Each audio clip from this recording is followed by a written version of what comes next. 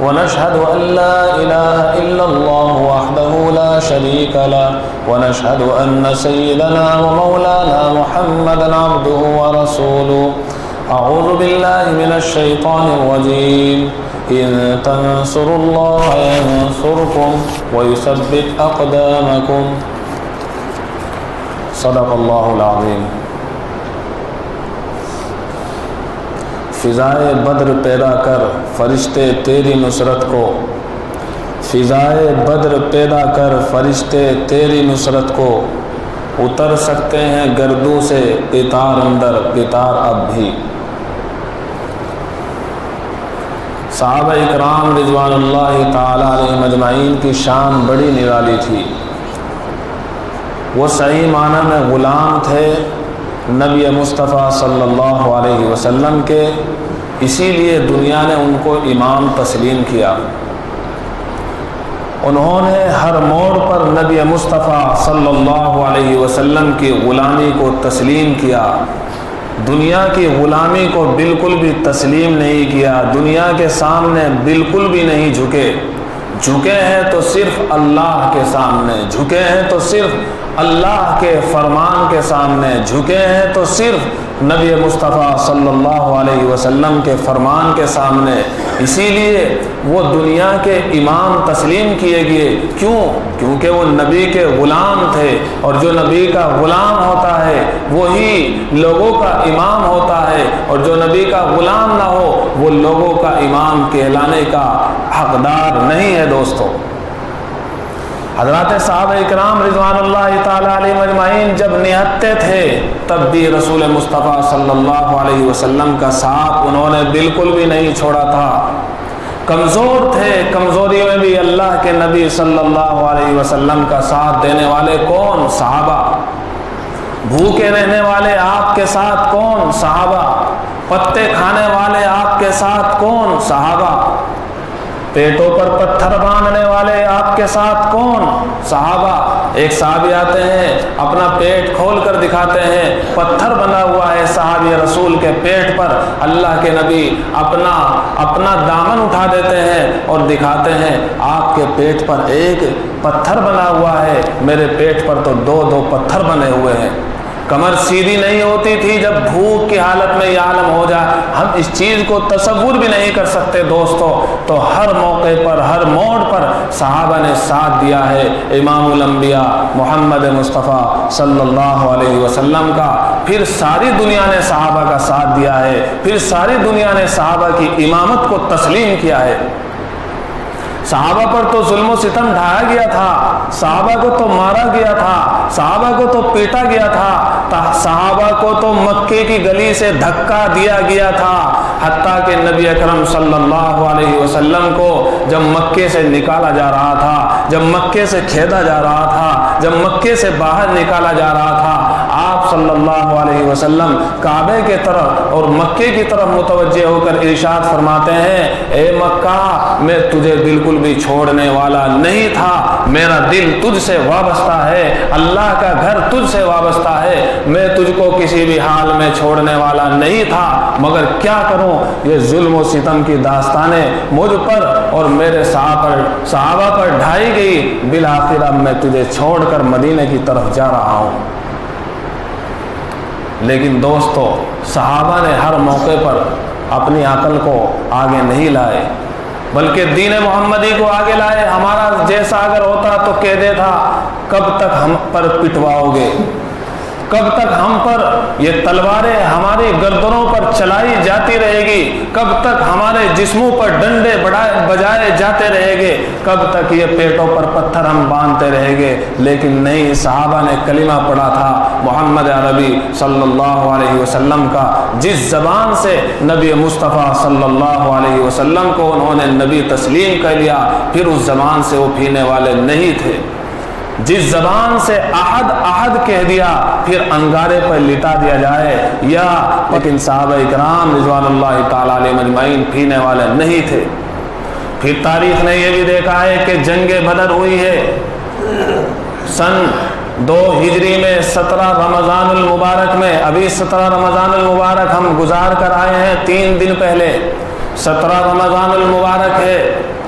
निहत्ते मुसलमान हैं, 313 की तादाद में मुसलमानों की ये तादाद है, लेकिन चले जा रहे हैं। इनके पास तो कुछ भी नहीं है, सिर्फ और सिर्फ अल्लाह की ताकत है, सिर्फ और सिर्फ अल्लाह पर भरोसा है। निकल पड़ते हैं, कूद पड़ते हैं, अल्लाह की तरफ से कैसी मदद आती है। अल्लाह ने कुरान में फरमा दिया, वलक़द नसरकुमुल्लाहु बिबद्रिन व अंतुम अज़िल्ला, तुम्हारी नुसरत की गई है बदर में, हालांकि तुम तो निहत्ते थे, तुम तो कमज़ोर थे।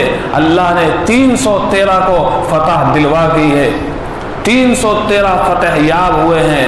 और हज़ारों का लश्कर था, 1000 तकरीबन कुफ़ारों का लश्कर था, हर एतबार से उनके पास ताकत थी, लेकिन अल्लाह ने ऐसा सर उनका ज़मीन में दे मारा, अबू जहल भी मारा गया था। लेकिन कब? इन तंसुरुल्लाह यंसुरकुम, अल्लाह ने फरमा दिया नुसरत तभी मिलेगी जब तुम अल्लाह के दीन की नुसरत करोगे। व युसब्बित अक़दामकुम, और जब तुम अल्लाह के दीन की मदद करोगे तो फिर अल्लाह रब्बुल इज़्ज़त तुम्हारे कदमों को जमा देगा, तुम्हारे कदम डगमगाएंगे नहीं। कुछ भी हो जाए तुम दीन मोहम्मदी को आगे लेकर खड़े हुए होगे और ये कह रहे होगे हम पीछे फीने वाले नहीं हैं, हम पीछे हटने वाले नहीं है, हमने कलीमा पढ़ा है मोहम्मद मुस्तफ़ा सल्लल्लाहु अलैहि वसल्लम का। तो ये सहाबा की शान थी, उन्हें कामयाबी मिलती जा रही थी। सन 8 हिजरी में फिर दुनिया ने देखा है, 8 साल पहले आप सल्लल्लाहु अलैहि वसल्लम को जिस मक्के से निकाला गया था, सिर्फ 8 साल के अरसे में आप सल्लल्लाहु अलैहि वसल्लम के साथ 10,000 का लश्कर मक्के में दाखिल हो रहा है।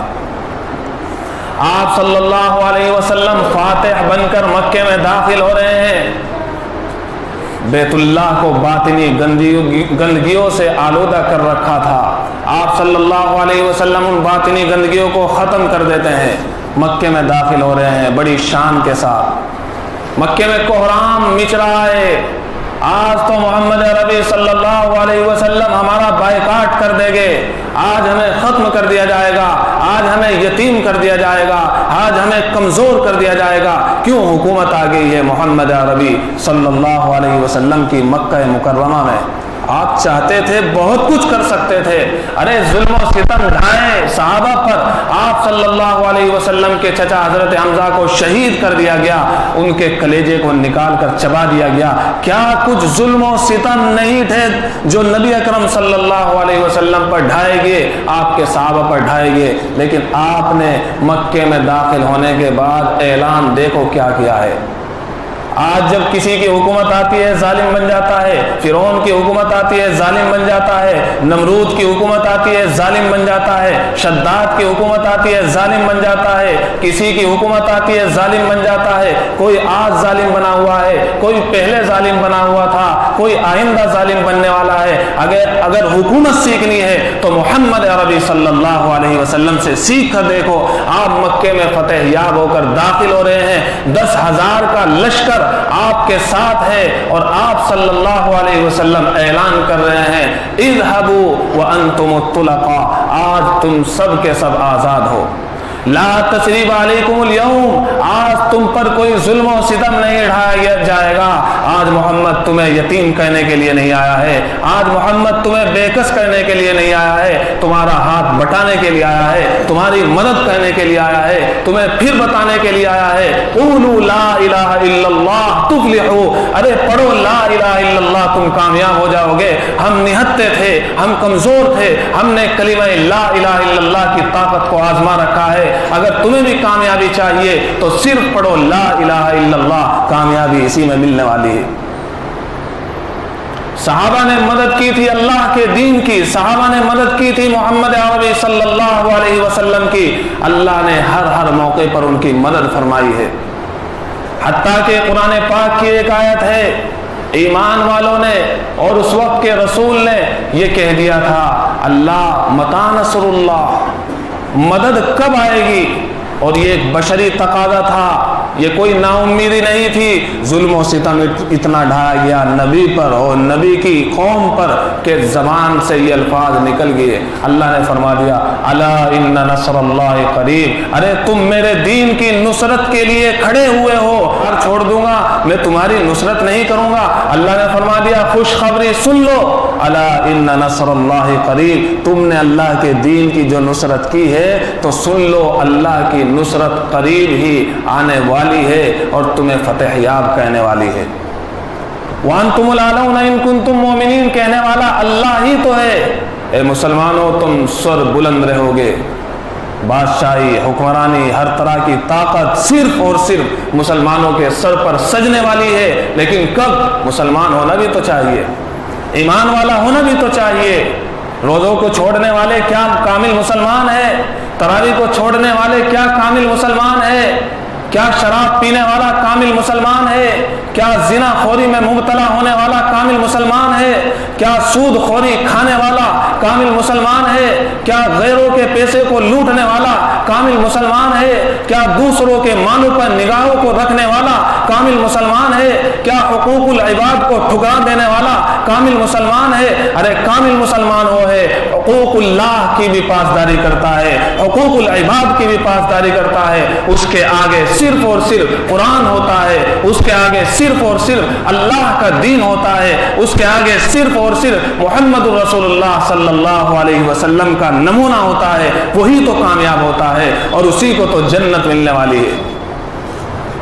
ضرورت اس بات کی ہے کہ ہم اللہ کے دین کو آگے لائیں، ضرورت اس بات کی ہے ہم قرآن کو پڑھنے والے بنیں، اپنے بچوں کو قرآن پڑھائیں، اپنے بچوں کو نصیحت کر کر جائیں، یہ دین اسلام ہے، اس کی خاطر تو قربانی دینی پڑے گی۔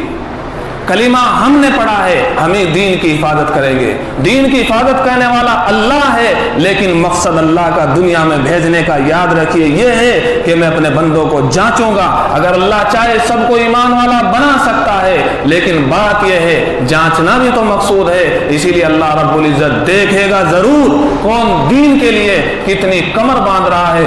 شاہ صاحب اسی لیے فرماتے ہیں بندوں کی طرف سے کمر باندھنا ہوتا ہے، پھر اللہ کی طرف سے کام بنانا ہوتا ہے۔ کمر باندھی نہیں ہے، اپنے آپ کو تیار کیا نہیں ہے، نفس پرستی سے باز آیا نہیں ہے، شیطان پرستی سے باز آیا نہیں ہے، مال پرستی سے باز آیا نہیں ہے، مال کی محبت جوں کی تو اور اولاد کی محبت جوں کی تو، دنیا کی محبت جوں کی تو، حرام کمانے کی محبت جوں کی تو، حرام کھانے کی عادت جوں کی تو، پھر کیسے نصرت مل سکتی ہے؟ پھر اللہ کیسے تمہاری اور میری مدد کر سکتا ہے؟ مدد تبھی ملے گی جب ہم اللہ کے بن جائیں گے، اور ضرور ملے گی، ضرور ملے گی، ضرور ملے گی۔ یہ قرآن کہہ رہا ہے الا ان نصر اللہ قریب، اے لوگو ان تنصر اللہ، اللہ کے دین کی نصرت کرو، ان تنصر اللہ ینصرکم، اللہ تمہاری نصرت کرے گا۔